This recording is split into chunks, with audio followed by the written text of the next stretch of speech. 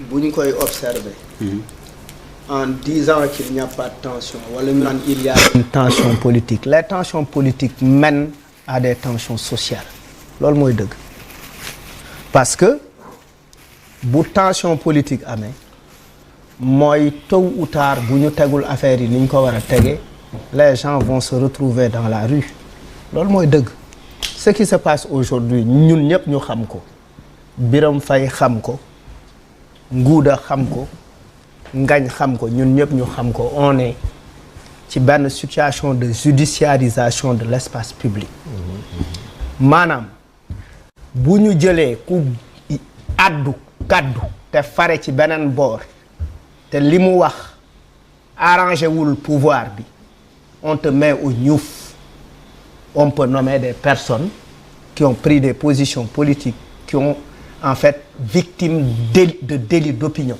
looloo leen yóbbu kaso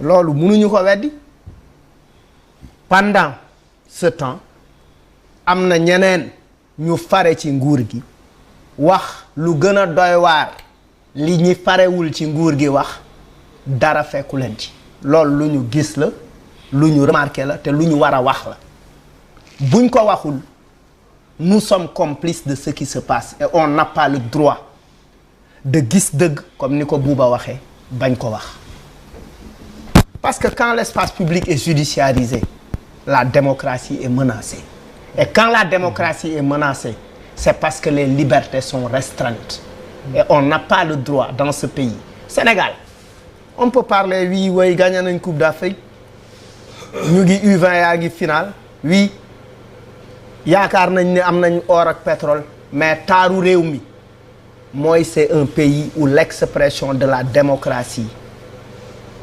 loolu lañ ñu nawe mais loolu dafa nekk di wàññeeku sous Macky Sall c'est le constat que tout le monde a fait ñoom ci seen bopp xam nañ ni effectivement c'est un constat qui est là beneen affaire bi mooy bu ñu nekkee ci situation boobu noonu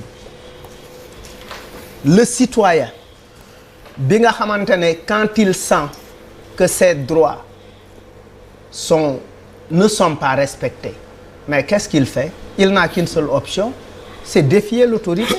Il s'indigne.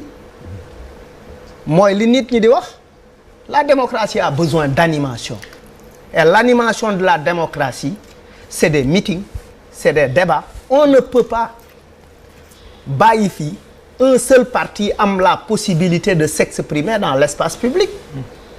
La tournée économique a été également une occasion de tournée économique bi c'est aussi un prétexte pour drainer des foules parce que la tournée économique qui concerne la République lan la ci ay t-shirtu de couleur APR parce que c'est pas la fête du parti une tournée économique c'est pour construire le pays.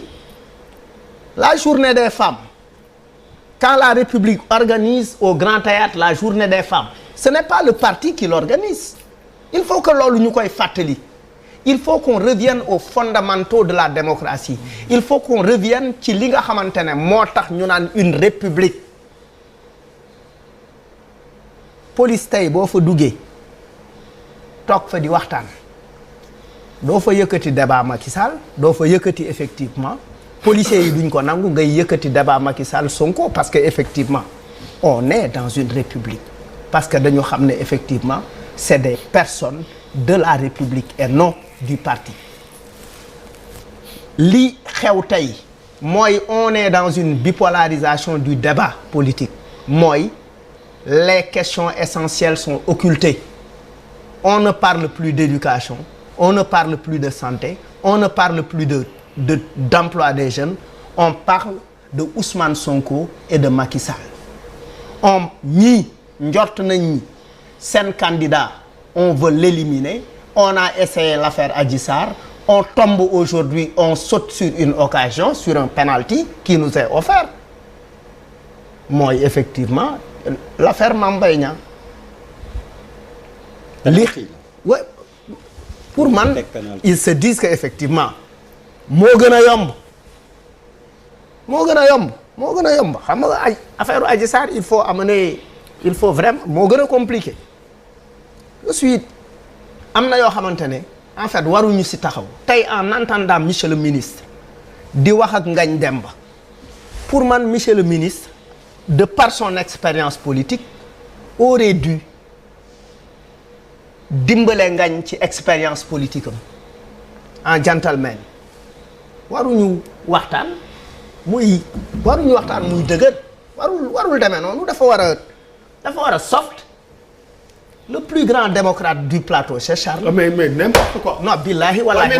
Parce que lu nekk laa koy wax. Mais on n'est pas d'accord. Non, barki Rasoul. C'est le plus grand démocrate du plateau. Parce que lu nekk lañ koy. Mais non. Lu nekk lañ koy attaquer, lu nekk lañ koy utiliser contre ñun. En tout cas, c'est mon observation. Mon observation peut-être. daf koy utiliser contre yow te du ma atte. Mais xam naa ni daal démocrate bu mag a mag la. Loolu moom lu ma gis la. Der na. Non, pardon, c'est pas la peine. Va pas au fond de dictateur. C'est comme s'il nous provenait du Soudan, quoi. C'est un Soudanais.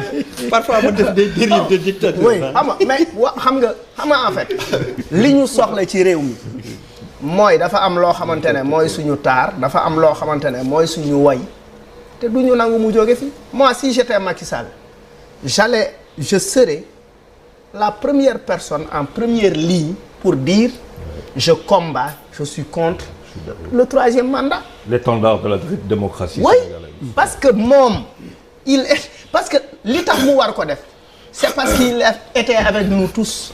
Oui. Pour dire non au troisième mandat. Il était là. À grand bi. Maintenant nag et puis man maa dégg Macky Sall ci film. Dans un film mu ne yàlla bu ma l'exercice du pouvoir corrompre. Il doit se rappeler de ce film là. Ça s'appelle Quitte le pouvoir. Moom moo ci wax journaliste hollandaise moo ko interviewé moo ko wax. Et aujourd'hui l'exercice du pouvoir est en train de le corrompre. Seulement quand on exerce le pouvoir on n'a pas tous les éléments. On n'est pas forcément en contact avec la réalité. On nous raconte la réalité. C'est différent. Quand on nous raconte la réalité et être en contact avec la réalité. On ne la vit pas. Oui, on ne la vit pas. On est dans la confidentialité de ça. Est-ce que tu vois mooy pouvoir léegi nag et malheureusement mënoo xam lépp mënoo contrôler lépp. C'est arrivé à Abdou Diouf. Qui n'avait jamais cru qu'au Sénégal mbuusu meew juróom am na. Non, oui. La microconsommation. Oui, la microconsommation. Oui. Aujourd'hui ñiy wax ni dëkk bi amul tension ils n'ont absolument rien compris. Les Sénégalais n'arrivent pas à discuter tranquillement ci affaire Sonko ak Macky Sall. Ça finit toujours par ay xuloo xeex werante bàyyante am na ay nit yu ci bàyyante Macky Sall Sonko. am na ay mariage yu ci tas.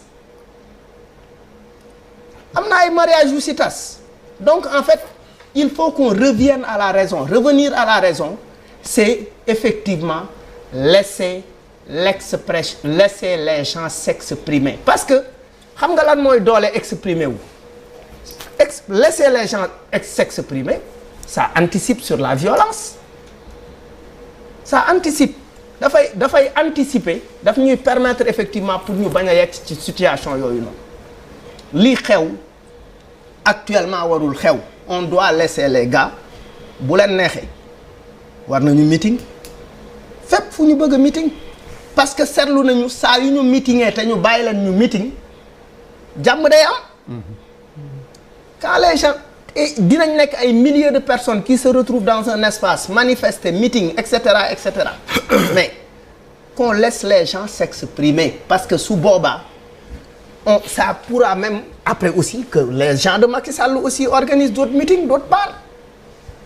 Comme ça nous permettra nous en tant que nit ñi nga xamante ne bokkuñu benn parti politique ça nous permettra de voir effectivement lan la affaire bi et que les gens discutent d'idées nit ñi dañu war di waxtaan parce que une discussion est impossible entre nous parce que quand su ma déggee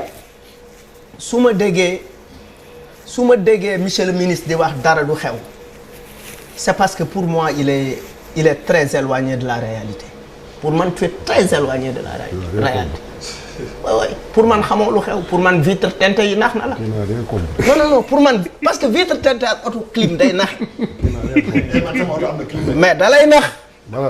da lay nax oui moo tax Bouba j'ai perdu beaucoup de repères de la. Moi, je suis dans la rue. Grand, pas plus que nous. maa ngi frontière. mais grand lekkatoo may ga. yàlla moo ma ci. non lekkatoo may billahi maa ngi mais laajal ñi ma laaj la dara. ma laaj la dara non puisque non attends. maa ngi ci mbedd mi léegi déglu ma. léegi man tey dugg naa may ga ndekkee naa may ga tey. léegi benn. yow kañ léegi attends portion. laajal taximan yi portion frites lu muy jar